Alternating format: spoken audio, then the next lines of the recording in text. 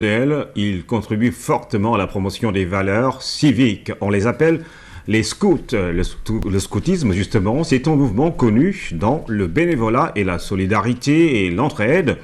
Avec un esprit citoyen, ils ont réalisé la digue de la langue de Barbarie. Ibrahim Anorg. Anodin en apparence, l'ouvrage revêt une importance capitale pour les populations. Cette digue de fortune a été entièrement réalisée par les scouts, ce qui a permis aux habitants de pouvoir accéder au parc national des langues de Barbarie ainsi qu'au fleuve. Un acte civique.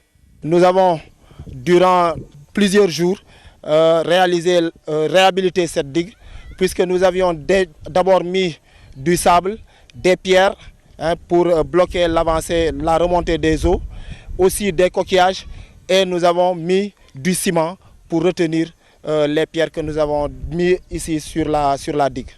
Respect, solidarité, entraide, un triptyque, socle du scoutisme. D'ailleurs, dans notre prière, nous disons à nous donner sans compter, à combattre sans souci des blessures, à nous dépenser sans attendre d'autres récompenses que celle de savoir que nous faisons votre sainte volonté, la volonté divine, puisque c'est une recommandation divine. Aider son prochain, nous en faisons notre principe. Fort de ces principes, la caravane des vacances citoyennes a rendu visite à ces campeurs, non sans parler d'eux, en termes élogieux. Travailler sans être payé, travailler sans rien attendre, travailler pour servir la communauté, travailler pour servir la jeunesse, travailler pour renforcer les symboles de la République.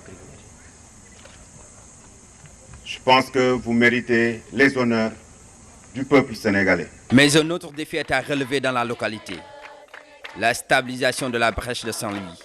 Une brèche aux nombreuses conséquences. Ce qui était même à l'origine du parc va disparaître. Si la brèche n'est pas stoppée. Maintenant, économique, toute l'économie du Gandiol, c'est le maraîchage. Les terres sont devenues salées. Et j'ai l'habitude de dire que la zone des Niayes, c'est 4 régions. Saint-Louis, Louga, Thiès, Dakar. Le Gandiol, c'est Saint-Louis et Louga. Si on perd Saint-Louis et Louga, 80% des produits maraîchers qui sortaient des Niayes, ça va diminuer. Donc la contribution de la zone des Niayes en termes de maraîchage dans ce pays va baisser considérablement.